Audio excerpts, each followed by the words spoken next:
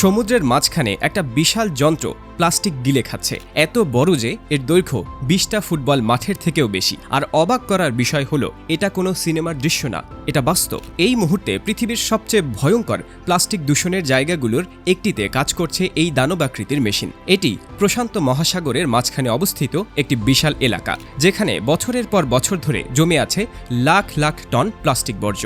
মাছ, কচ্ছপ, সামুদ্রিক পাখি, এমনকি তিমির মতো বিশাল প্রাণীরাও এই প্লাস্টিক গিলে ফেলছে। ফলে তারা অসুস্থ হয়ে পড়ছে, অনেক প্রাণী মারা যাচ্ছে। কিন্তু সমস্যা শুধু সমুদ্রেই সীমাবদ্ধ নেই। বিজ্ঞানীরা বলছেন এই মাইক্রোপ্লাস্টিক ধীরে ধীরে খাদ্যচক্রে প্রবেশ করছে, অর্থাৎ যে প্লাস্টিক আজ সমুদ্রে ভাসছে সেটাই একদিন মাছের শরীর হয়ে মানুষের খাবারের প্লেট পর্যন্ত পৌঁছে যেতে পারে।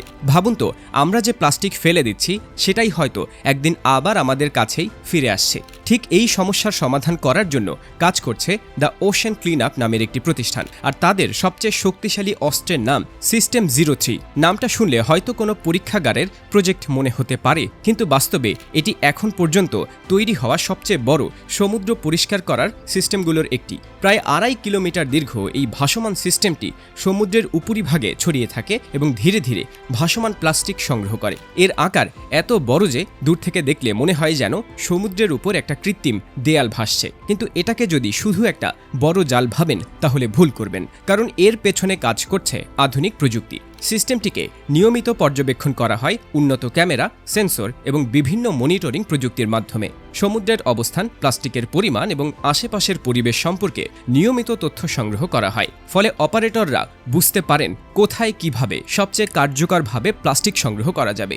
এখন হয়তো আপনার মনে একটা প্রশ্ন আসছে, এত বড় সিস্টেম যদি সমুদ্রে কাজ করে তাহলে মাছ বা অন্য কোনো সামুদ্রিক প্রাণী ভুল করে এর মধ্যে আটকে গেলে কি হবে? এই প্রশ্নটাই শুরু থেকেই অনেকের উদ্বেগের কারণ ছিল। আর সেই কারণেই সিস্টেম 03 বিশেষ নিরাপত্তা ব্যবস্থা রাখা হয়েছে। যদি কোনো সামুদ্রিক প্রাণী ভুল করে সংগ্রহ অঞ্চলে ঢুকে পড়ে তাহলে বিশেষভাবে তৈরি করা নিরাপত্তা পথ খুলে দেওয়া যায়, যাতে প্রাণীটি নিরাপদে বেরিয়ে যেতে পারে। এবার আসি আরেকটি গুরুত্বপূর্ণ বিষয়, সমুদ্র থেকে এত প্লাস্টিক তুলে আনার পর সেগুলোর কি হয়? অনেকেই ভাবতে পারেন এগুলো হয়তো আবার কোথাও ফেলে দেওয়া হয়, কিন্তু বাস্তবে বিষয়টা ভিন্ন।